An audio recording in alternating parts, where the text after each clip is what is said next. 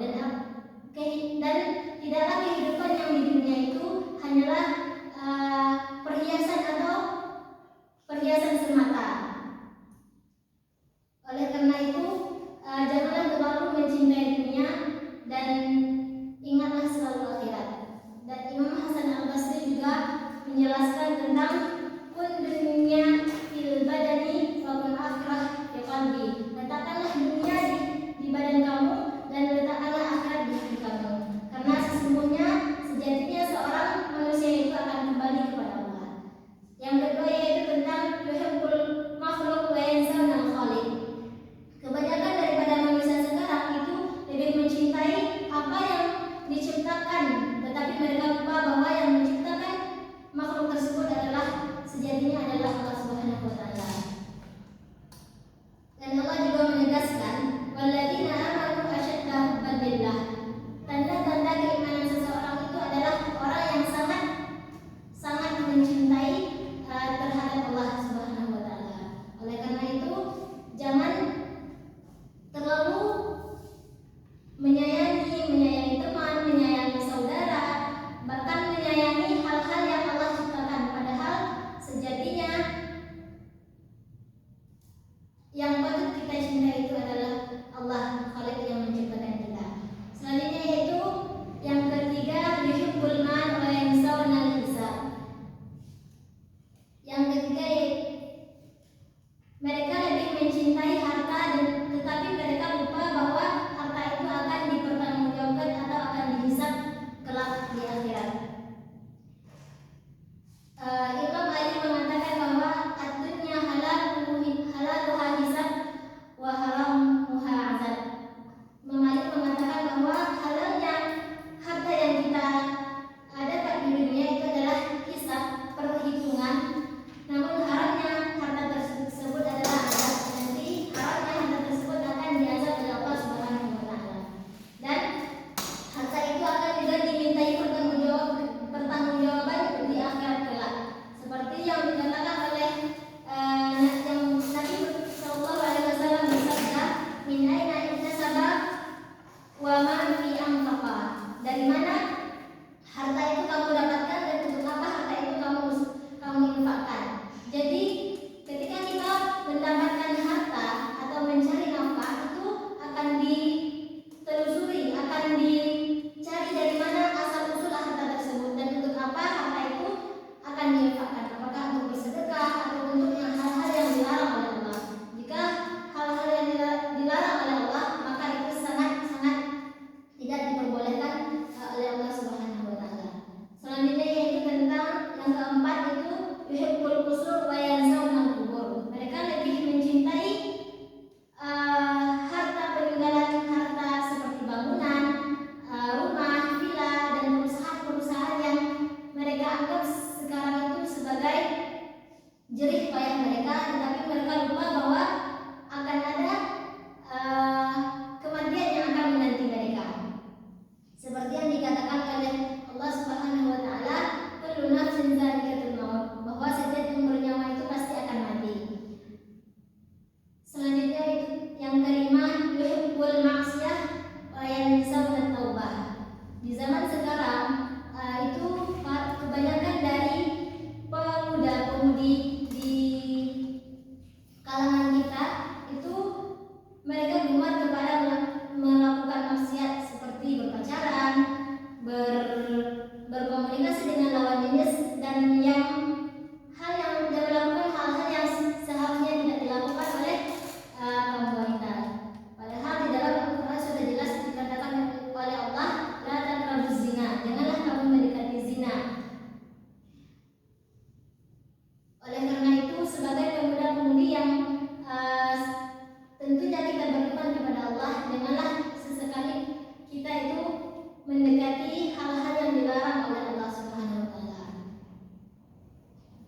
Jadi dari yang 5 di atas tadi dapat kita simpulkan bahwa jika kita melakukan hal tersebut dan melupakan hal yang 5 itu, Nabi bersabda, "Ibtalahumullahu lil bala'i wal waba'i wal mautul faj'ah." Maka Allah akan mendatangkan bala terhadap mereka dan akan mendatangkan kematian yang tanpa mereka sadari. Oleh karena itu, kita berhati-hatilah terhadap apa yang kita lakukan di dunia dan janganlah terlalu mencintai dunia